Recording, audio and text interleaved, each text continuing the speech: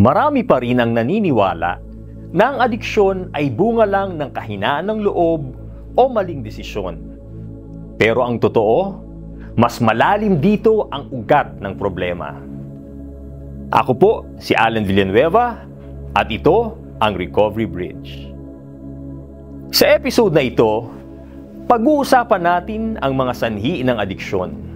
Mula sa mga personal na karanasan hanggang sa mga salik sa lipunan na nagtutulak sa isang tao sa ganitong kalagayan. Dahil kung hindi natin maunawaan kung bakit nagsisimula ang adiksyon, hindi rin natin ito tunay na matutugunan. May mga taong dumaraan sa mabibigat na pagsubok, pagkawala ng mahal sa buhay, pagkasira ng relasyon, o pagkabigo sa trabaho. Sa gitna ng sakit, naghahanap sila ng kahit anong paraan para maibsan ang bigat. Isipin mo ang isang empleyado na dahil sa puyat at pressure, natutong uminom para lang makatulog. Noong una, isang bote lang, pero habang tumatagal, naging gabi-gabi na. Hanggang sa hindi na niya namamalayang umaasa na siya sa alak para gumising at makatulog. O kaya isang negosyanteng nawala ng kabuhayan noong pandemya. Ang unay pampalipas oras lang, pero nang minsang manalo sa online game o sugal, nagsimula na ang paulit-ulit na paghabol sa swerte, hanggang sa mas malaki na ang nawala kaysa sa napanalunan.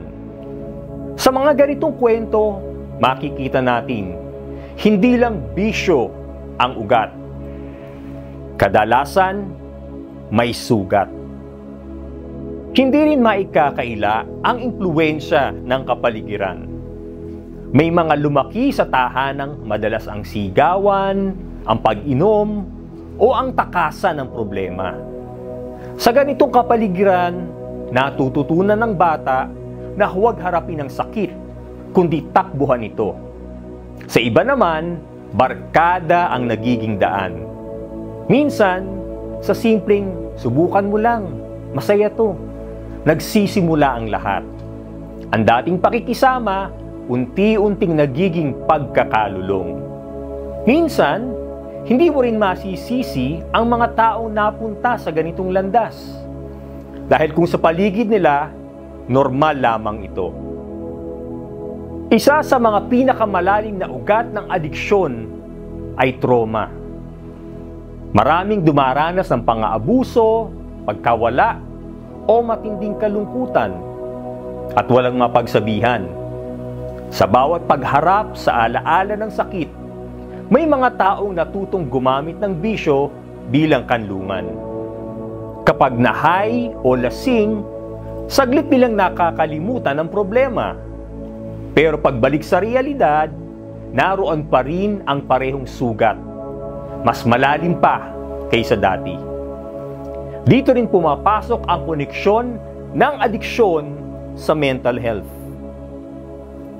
Kapag hindi naaagapan ang depresyon, anxiety o trauma, nagiging mas madali para sa isang tao na humanap ng pansamantalang ginhawa. Pero pansamantala lang ito, at sa bawat paggamit, mas lumalalim ang sugat sa loob. Hindi rin natin pwedeng kaligtaan ang mas malawak na larawan. May mga taong nalululong hindi dahil gusto nila. Hindi rin natin pwedeng kaligtaan ang mas malawak na larawan.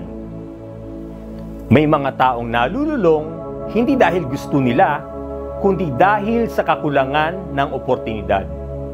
Kapag walang trabaho, gutom ang pamilya, at walang mahingang tulong, minsan, tanging alak o sugal na lang ang nagiging takas. Sa ilang komunidad, mas madali pang makahanap ng alak o droga kaysa oportunidad. Kaya't imbis na tulong, hatol ang madalas nilang natatanggap. Sa ganitong sistema, ang adiksyon ay nagiging sintomas, hindi ng kasamaan, kundi ng kakulangan ng suporta. Sa lipunang ginagawang normal ang bisyo, mahirap makita kung kailan ito nagiging delikado. Sa mga palabas, pelikula, kanta, madalas ipinakikita na cool ang pag-inom, pag-party at pagsusugal. Parang bahagi lang ng pagiging adult. Pero bihira nating makita ang katotohanan pagkatapos ng tawanan. Ang pagkasira ng pamilya, ang pagkawala ng trabaho, at ang pagguho ng tiwala. Ang kultura ng bahala na at isang tagay lang ay nagiging tulay patungo sa adiksyon, lalo na kung walang sapat na kaalaman tungkol sa mental health at tamang coping mechanisms. Ang pag-unawa sa epekto ng ganitong normalisasyon ay unang hakbang para maputol ang cycle. Sa kabila ng lahat ng dahilan, personal man, emosyonal o panlipunan, isa lang ang malinaw. Ang adiksyon ay hindi simpleng kasalanan. Ito ay karamdaman na kailangang gamutin ng may pag-unawa at malasakit. Ang isang taong nalululong ay nangangailangan ng tulong, hindi hatol. Dito pumapasok ang mga institusyong nagbibigay ng rehabilitasyon, counseling at suporta. Hindi lang para sa pasyente, kundi pati sa kanilang pamilya. Sa bawat kwento ng pagkadapa, may posibilidad ng pagbangon.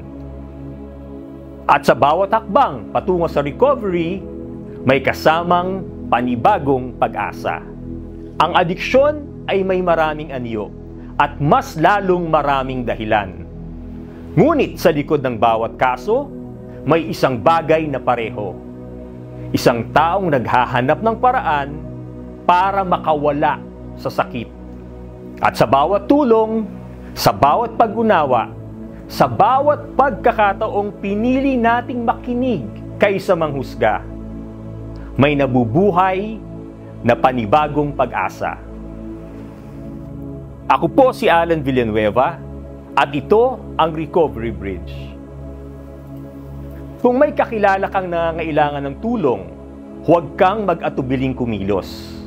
Tandaan, may tulong, may lunas, at higit sa lahat, may pag-asa.